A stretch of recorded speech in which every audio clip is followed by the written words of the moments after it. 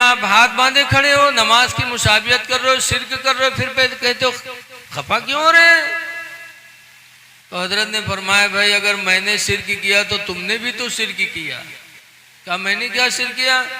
कहा तुम हाथ ऐसे छोड़े खड़े हो, ये भी तो नमाज के मुशाबियत है।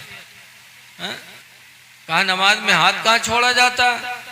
तो हजरत ने फरमाया कौमा में हाथ छूटता है कि नहीं छूटता है? देखो नमाज में एक होता है कौमा, एक होता है जलसा। एक तो यूं जलसा हो और नमाजों में जलसा हो। नमाज में कहाँ जलसा है? देखिए रुकू से जब समी अल्लाहु लिमन हमिदा कह के नमाजी खड़ा होता है तो उस खड़े होने को कौमा कहते हैं।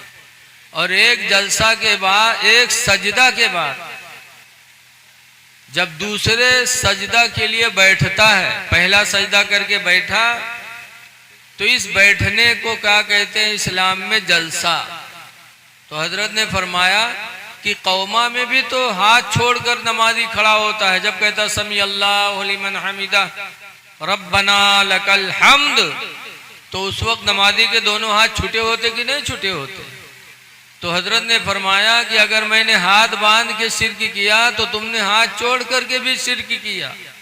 हाथ छोड़कर खड़ा होना भी नमाज के मुशाबियत है। तो कैसे बारे मौलाना तब कैसे खड़े हो? तो हजरत ने फरमाया एक तरीका है वो शिर्क नहीं है खड़ा होने का।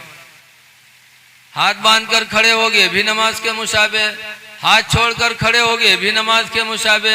एक तरीका बचाए खड़े हो, उस तरह खड़े होगे तो शिर्क नहीं होगा। कहा क्या?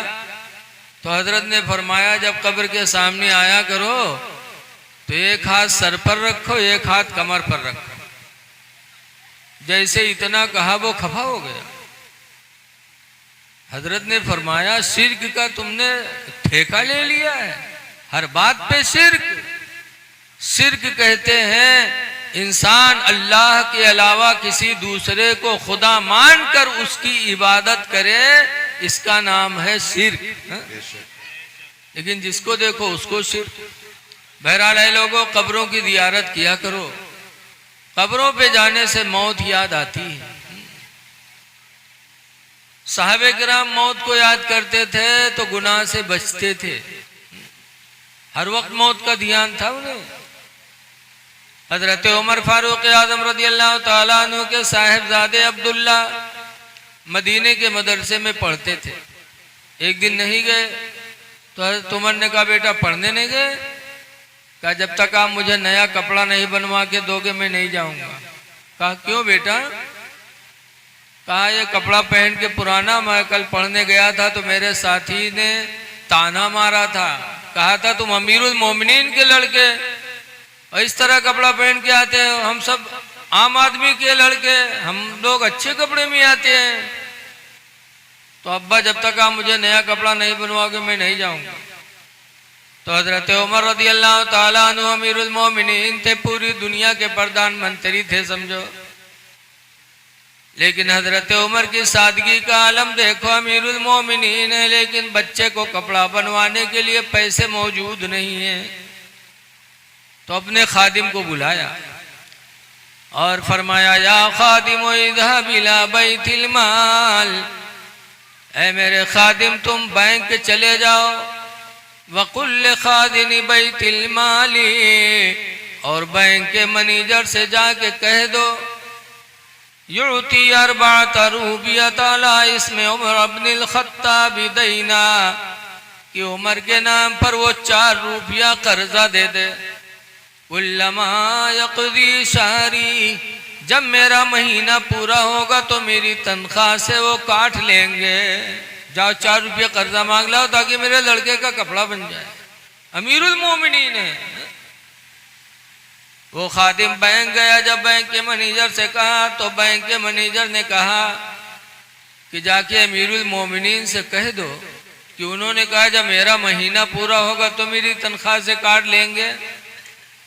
जाके कह दो कि इस महीना के मुकम्मल होने तक अपनी जिंदगी की जमानत लिख के दे दें, कि जब तक महीना पूरा नहीं होगा वो जिंदा रहेंगे।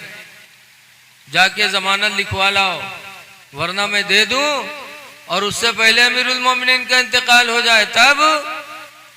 ये आम मुसलमानों का माल है, कौन देगा?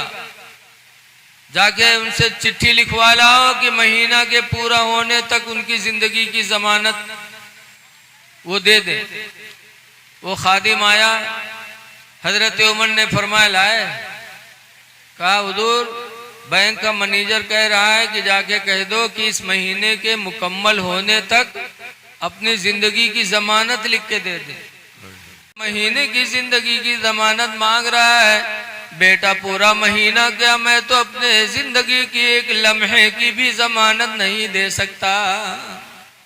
खुदा जाने किस वक्त बुलावा आ जाए।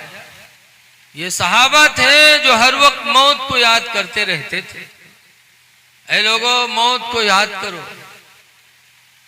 आज हजरत शहीद मर्द रहमतुल्लाह अलैह के उर्स में आप आए हैं। दुनिया से बहुत से लोग जा रहे हैं, लेकिन उर्स सबका नहीं मनाया जा रहा है। उर्स उसी का होता है जिसने पूरी जिंदगी अपने खुदा को राजी किया। मौतें भी तरह तरह की आती हैं। आज हमारे तुम्हारे पास मलकुल मौत आते हैं, पता नहीं चलता। लेकिन अल्लाह वालों की शान देखो, मौत किसी को छोड़ा नहीं। हजरत मूसा अलैहिस्सलाम अल्लाह के नबी हैं। हजरत मूसा अलैहिस्सलाम के पास भी मौत का फरिश्ता आया था। आया मौत का फरिश्ता, सलाम किया। हजरत मूसा अलैहिस्सलाम ने जवाब दिया। पूछा कैसे आना हुआ? कहा आपकी रूह निकालने आया हो। मूसा अलैहिस्सलाम ने कहा अभी दीन का काम बाकी है और तू रूह निकालने आ गया। खींच के एक तमाचा मारा मलकुल मौत को। इतनी जोर से मारा कि मलकुल मौत की आंखें बाहर हो गई। बेचारे वापस चले गए।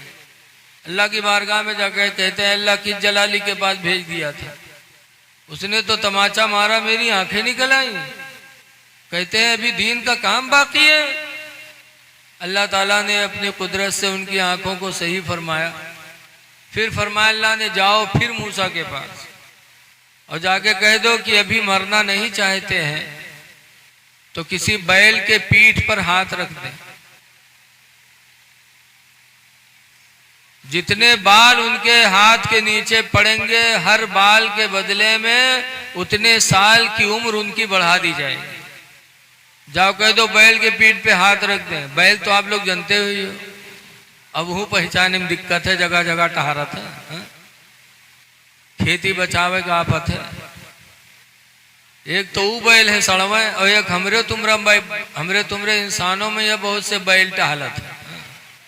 इंसानों में बैल होते कि नहीं होते? बहुत बैल है मेरे तुमरे में। हमारे उधर एक मदरसा चलता है पिरबितनी दरगाह पे।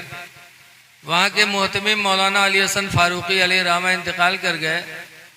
पान ज़्यादा खाते थे हजरत। एक दिन बाहर टहल रहे थे, थूकने की ज़रूरत पड़ी तो मदरसे के एक लड़के से कहा बेटा कमरे में उगलदान रखा है, उठा लो। तो देहात के लिए का उगलदान कहा जाने, यह बहुत से न जानत हुई हैं। अरे उगलदान जिमा थुक्का जाता, गोल गोल होते। लड़का से कहने बेटा कमरे में उगलदान रखा, उठा लो। देहात के लड़का जाना न रहे, गवाह पूरा कमरा ढूंढ के चला हुआ। कहे हजरत तुम्हारा उगलदान नहीं है। तो हजरत ने फरमाया उसी में जाके देख। तो दोबारा फिर गवाह ढूंढ के चला हुआ, जाना तो तब तो उठा लावा। तो हजरत गए, कहा देख वो रखा है उगलदान, उसी को कहते हैं उगलदान। जब वो कहा उठाए देखे तो कहा हजरत इमा कोनो सार थुक मारी से, हजरत इमा कोनो सारा थुक्की से। तो हजरत ने फरमाया बैल कहीं कहीं ले आओ। तो इंसानों में भी बैल होते बेचारे जो नहीं जान पाते कुछ। मूसा अलैहिस्सलाम को जब हुक्म हुआ कि बैल के पीठ पे हाथ रख दो, जितने बाल उनके हाथों के नीचे पड़ जाएंगे उतने साल की उम्र बढ़ा दी जाएगी। हैदराबाद के आदमी हो तो हाथे न रखत पूरी पिठियवा सोहरावत है, कितने बाल आ जाए हमारे अंदर। हाँ, मरी ना। हाँ। लेकिन मूसा अलैहिस्सलाम को जब हुक्म मिला तब मूसा अलैहिस्सलाम फरमाते हैं कि उतने साल जब पूरे हो जाएंगे फिर, तो मलकुल मौत ने कहा तो फिर मैं आऊँगा। तो मूसा अलैहिस्सलाम ने फरमाया जब तुझको आना ही आना है और मुझे मरना ही मरना है तो जैसे कल वैसे आज रूह निकाल ले। रूह निकाल लिया, मूसा अलैहिस्सलाम का विसाल हो गया। ऐ लोगों, ये अल्लाह वालों की मौत है।